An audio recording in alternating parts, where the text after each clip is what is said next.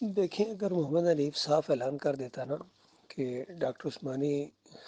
رحمۃ اللہ علیہ کا عقیدہ غلط اور اس کا عقیدہ ٹھیک، تو یقین کریں ہماری نگاہ میں یہ اتنا بڑا مجرم اور منافق اور جھوٹا اور فریب کار نہ ہوتا، صرف مشرک ہوتا، پھر ہم صرف اس کو مشرک کہتے یا مرتد کہتے۔ لیکن اس کا یہ کہنا کہ یہ ڈاکٹر صاحب کی آواز ہی نہیں ہے، وہ ایسی بات کہہ ہی نہیں سکتے، یہ انہوں نے ایڈٹ کر کے بنا لی ہے۔ تو اور پھر جس طرح یہ کلہ بازیاں بھی اس نے کھائی ہیں اس معاملے میں،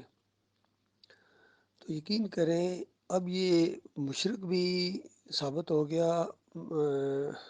مرتد بھی ثابت ہو گیا، اور منافق ثابت ہو گیا، جھوٹا ثابت ہو گیا، اور فریبکار بھی ثابت ہو گیا۔ اسی طرح اگر یہ عبداللہ عمر دورانی اور یہ پوری ٹیم اگر یہ اس طرح دعا مانگ لیتے کہ محمد حنیف سے جو کمیاں کوتاہیاں ہوئی ہیں یا جو بھی اس کے اندر معاملہ آیا ہے، ہم اس سے بیزاری کا اعلان کرتے ہیں اور ہمارا تعلق اللہ سے ہے، اور ہم اللہ کی کتاب اور نبی علیہ السلام کی سنت کو ماننے والے ہیں اور صحابہ کرام کے طریقے کے مطابق ہم ماننے والے ہیں، تو یہ اتنے بڑے مجرم اور فریبکار اور یعنی یعنی فریبکار اور منافق یہ اتنے بڑے نہ ہوتے ابھی ہماری نگاہ میں۔ صرف یہ ہوتے مقلدین ہوتے اور مشرک ہوتے، ظاہری بات ہے محمد حنیف کے شرک کا کفر نہیں کر رہے، اس طاغوت کا رد نہیں کر رہے، تو کافر مشرک تو ٹھہرتے، لیکن فریبکار اور اندھے مقلدین کم از کم یعنی اس طریقے سے ان کی یہ کردار سامنے آیا ہے نا، یہ بہت خوفناک ہے۔ یہ واقعی اب ہم شروع جو میں کہتے تھے کہ ابھی آگے دیکھیے کیا کرتے ہیں، تو اب دیکھ لیں آگے کیا ہوتا جا رہا ہے ان کا، بالکل ان کا بیڑا غرق ہوتا جا رہا ہے، اور پوری طرح اس ذلت اور خواری کو جس طرح بندہ دعوت نہیں دیتے، یہ بالکل اسی طرح کا انداز ہے۔ یقین کریں دوسرے الفاظ کے اندر جس طرح مشرکین مکہ کے بارے میں اللہ تعالیٰ نے ان کے بارے میں ایک صورت کا آغاز کیا کہ مانگنے والے نے عذاب مانگا،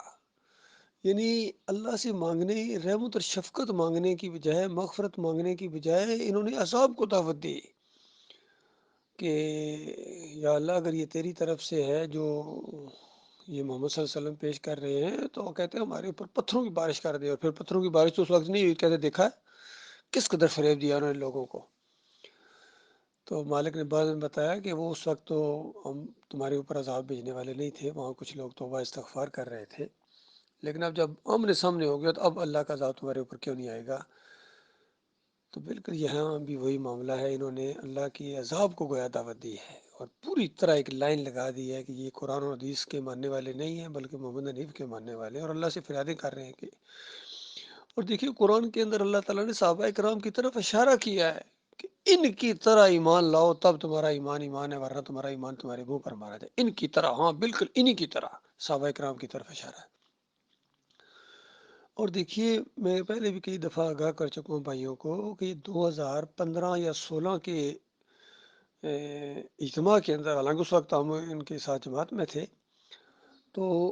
جب ان کی یہ بات سامنے آئی اختتامی کلمات، ظاہر بات ہم سنتے ہیں اس طرح کی چیزیں، پورا پروگرام سنا، اور عبداللہ عمر کی بھی بلکہ ایک تقریر سنی، اس پر تھوڑا سا میں نے ان کو بعد میں نصیحت بھی کی کہ اس طرح کی باتیں بیچ میں نہ لایا کرو، عمل کی خرابیوں کو وہ ذرا عجیب طریقے سے اچھال رہے تھے، تو میں نے ان کو تھوڑی سی نصیحت کی پرسنل کے اندر، میں نے کہا آپ کا تقریر سنی ہے بہت اچھی ہے، لیکن اس انداز سے یہ باتیں بیچ میں نہ لایا کریں۔ تو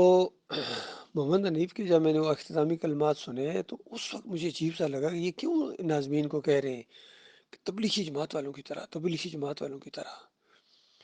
تو اس وقت بھی ہمیں یہ بات چبھی تھی اور کلک کیا تھا، اور اس پر میں نے ان کی تھوڑا سا گرفت بھی کی، لیکن یہ 2017 کے اندر آ کے تو پوری طرح کھل کے سامنے آ گیا کہ واقعی تبلیغی نصاب سے نکل کر آئے تھے، ان کے اندر سے تبلیغی جماعت نہیں نکلی تھی، یہ تو نکل آئے تھے لیکن جماعت ان کے اندر سے نہیں نکلی تھی، اسلام کی طرف بھی آگے لیکن مسلک پرستی ان کے اندر رہی ہے، اور آج وہ منور سلطان کی مسلک پرستی پوری طرح ان کے اوپر فٹ آ رہی ہے، کوئی پیراگراف اٹھا کے پڑھو انہی کے اوپر، انہی کا انداز۔ اسی لیے ہم زور دیتے ہیں کہ اللہ کے بندوں کو غور کرو کہ جماعت اس لیے بنائی تھی کہ اللہ کا مقابلہ کیا جائے گا، قرآن اور حدیث کے مقابلے میں اپنے امیر صاحب کو کھڑا کر دیا جائے گا، صحابہ کرام کے مقابلے میں محمد حنیف کو کھڑا کر دیا جائے گا، اور اللہ سے اس طرح دعا مانگیں کہ یا اللہ محمد حنیف کے ہی نقش قدم پر چلا،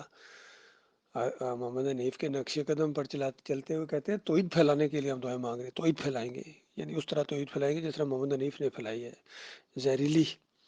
زہریلی توحید اس نے پھیلائی ہے، اس توحید کے اندھے نے. یہ ان کا بہت بڑا جرم ایک اور سامنے آ گیا بھائی.